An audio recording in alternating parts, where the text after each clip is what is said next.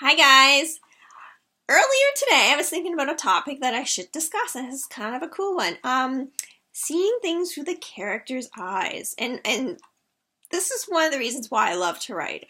I love seeing things through a character's eyes because it's quite often different from my own experiences or what maybe I always believed.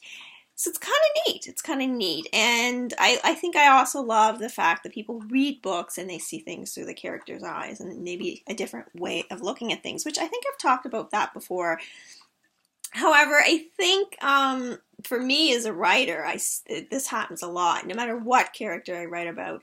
If it's a protagonist or not, but more so if it's a protagonist, I kind of see things differently. Now, I first discovered this, well, even my first book, I wrote about rock stars. Well, I've never been a rock star. I haven't even sang on a stage, anything like that. But while writing, I really got to understand sort of what it was like. And by the way, this is my first book, Fire. I probably should mention that. I started to see what it must be like to be famous all of a sudden, and kind of how that feels, how your life changes and how it's overwhelming, and it's sometimes stressful. Well, I would say quite often stressful. That's not the word I was looking for. I think that feeling the pressure. And I really kind of started to experience that with the characters and thinking, wow, this is different thing. Because we always think, oh, famous people, it's all cool and great and stuff. It's not all cool, great and stuff. We see that a lot. The entertainment shows especially, they glamorize it and make everything sound exciting. And they show the pictures, or they show the footage of the stars having their pictures taken, standing looking glamorous, and which is really just one very small side of their lives. They don't show the grueling work that they have, the crazy hours, getting up at 4 a.m. or whatever to be on set. They don't show that. So it's kind of neat to write about the sort of day-to-day stuff and the real sort of experience, as real as, I don't know. I haven't experienced it. But the point is as I was writing the book, I started to kind of find myself understanding it and seeing things differently. And of course, the second book, Spark Before the Fire, first book I ever wrote where a male was a protagonist. I thought, how am I going to do this? It just worked. It flowed. Actually, it was so easy. I was kind of surprised. And in each of my books, I wrote about vampires. I'm not a vampire. Big surprise there. Just kind of understanding, how would a vampire think? And you just get in that mindset. And I think that's half the battle when you're writing. People always say, how do you get the ideas and sit down and write all this stuff and the right word? That's fine, but if you cannot get in a character's head, then there's already a problem.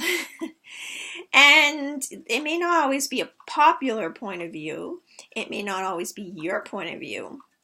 But you will find that some of your own ideas and thoughts and beliefs kind of creep in. And that happens a lot. So, of course, my latest books are all about gangsters, anti-heroes, that kind of thing. George Hernandez, he made me see the world very differently too, and how he'll perhaps compare, say, Canada to Mexico, where he's from. I never lived in Mexico, and I'm not Latino. But I started to see things through his eyes, and it wasn't really... It was really interesting, because then I later talked to some people from Mexico, and I started to see the correlation between what my character was saying and what they were saying. I was like, oh, that's interesting how I kind of just got that. And I don't know how. I don't know. Maybe in a previous life I was all these other people. I don't know. Previous lives, I guess you should say. It's really interesting. It's really interesting. And there's so many situations I could talk about and so many books. Chase. Chase is very much the boy next door trying to do the right thing. He was very young. He got a girl pregnant, felt he had to marry her. He was very pressured into it. And we always hear about those situations, especially as girls, and you kind of like roll your eyes like, oh yeah, the guy doesn't want to take responsibility. And then you write about the character and you're like, oh God, he must have felt so trapped. I feel trapped writing about it. It's making me feel like... So, and then I started to see things differently. And not to say or to justify you know, the guys that run away from their responsibilities. I'm not saying that, but you begin to understand that other point of view. And it's kind of interesting when you do it through characters also, I think, because they're characters and not actual people you know. You're kind of disconnected from it. It's not like there's so and so and he did this and I don't like him.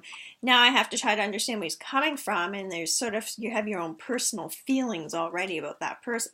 When it's a character, it's a little bit different because you kind of, you like your characters, even the bad ones, even the ones that kind of annoy you. You still always sort of like your characters, and you sort of get them. You have to get them, or you can't write about them.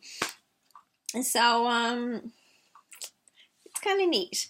It gets a little harder when you get dicier topics like racism and that kind of thing. I struggle with writing about that kind of thing because I'm so strongly opposed to people who are racist. I've ended friendships because of people that were racist, that kind of thing. So I'm, you know, I struggle with it, but, you know, in case like that, I have to research it a little bit and try to understand it. It's not as easy, but it's, you know, you got to do it right. You got to know their mindset. And, you know, but it's always interesting, even if you don't agree. It's always interesting to see where those people come from.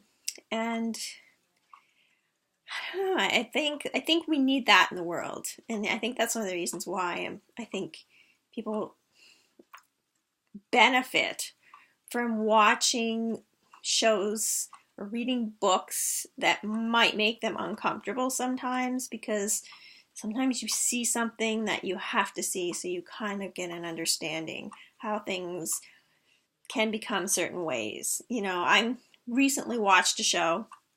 I won't say what it was, but it was a series, I should say, online. And I, you know, at first thought, and this has happened a few times, where I thought, I don't know if I can watch this show. It makes me feel very uncomfortable. I'm not really sure I'm liking these characters. I don't like, you know, for specific reasons, because of how women were treated or whatever, depending on the show. But that's one that's kind of a tough one with me if I'm watching a show where women are treated poorly, especially if they're putting up with it. It really bothers me. But, you know, I sometimes force myself to, because then I start to kind of see the big picture. And I think that's the beauty of books, and I think that's the beauty of television and movies, is that we kind of see the whole view. You may not agree with it, but I think it's more than ever we need to kind of understand where other people are coming from, because it's really hard to do sometimes, but we sort of got to do it because the world's so getting more and more divided, unfortunately, and we're seeing that especially in North America. I shouldn't say especially in North America. I just happen to live in North America, but I think we're seeing it more than I think I've ever seen it. It's coming more to light than I've ever seen it come to light. That makes sense. Anyways, now I'm rambling, so I'm going to stop right here. It's very important to see through a character's eyes. You know, if you're reading a book, whether you write or not, when you're reading a book, watching a show, try to see that. Try to understand, because it's easier when it's outside yourself and not a part of your life. When it's a fictional character, to really say, okay, where's that person come from? I don't agree with them, but let me think about why do they feel that way?